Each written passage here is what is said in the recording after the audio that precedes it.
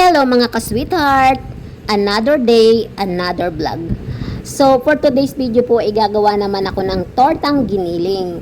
Kasi nag-request po yung kasama ko dito na gusto daw niyang kumain ng tortang giniling. So ayan, gagawa po tayo ng tortang giniling at gusto din po ni boss. Ayan mga ka-sweetheart, tara, samahan niyo po akong gumawa ng tortang giniling. So, ayan na nga po, natural ang unang gagawin ay magigisa po ako ng garlic. So, kailangang i-golden brown at nilagay ko na rin po ang onions. Ayan mga ka-sweetheart, mikos-mikos lang. At sinunod ko na rin po ang kamatis. Kailangan maraming kamatis at yung mapulang kamatis. Yun po yung masarap sa torta, di ba mga ka-sweetheart? Nilagay ko na rin po ang giniling na baboy.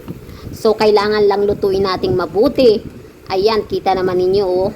Durog na talaga. Naglagay po ako ng isang 4 cubes. And then, kailangan durog yung kamatis ng mabuti at saka konting paminta at konting ajinomoto and konting asin. So, mikos-mikos lang po again. Kailangan mabalance yung lasa. At nung maluto na po lahat, yung mga ingredient at ang karne, nilagay ko na po yung patatas. Ayan mga ka-sweetheart.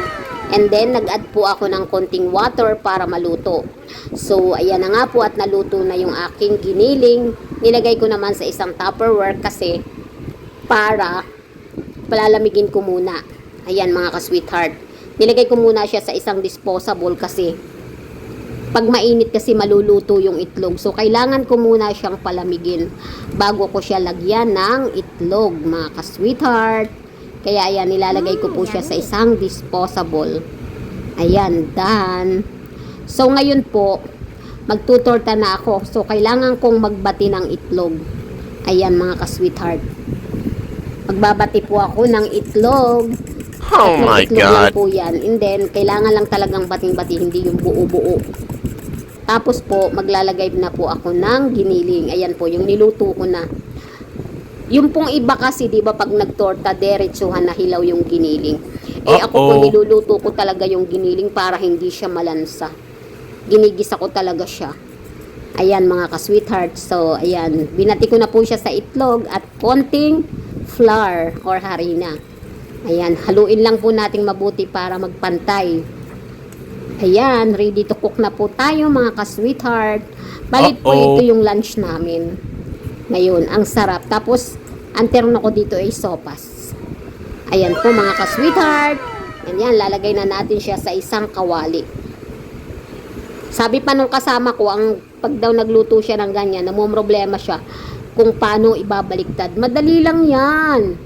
Kayang-kaya natin yan. Napakadali lang baliktarin lang. Ang kailangan lang talaga sa hindi dumidikit na kawali.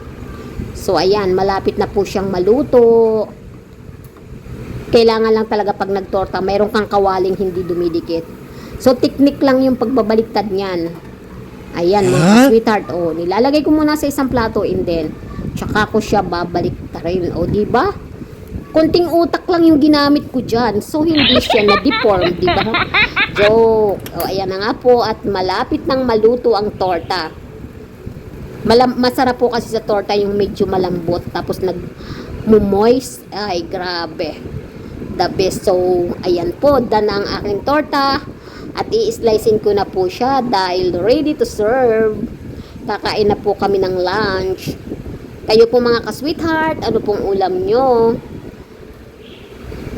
Ayan po, baka pwede naman pong pakilab, pwedeng pakilike, pakishare, and paki-comment mga ka-sweetheart. Salamat po sa aking walang sawang pagmamahal na mga followers. We love you all. Bye!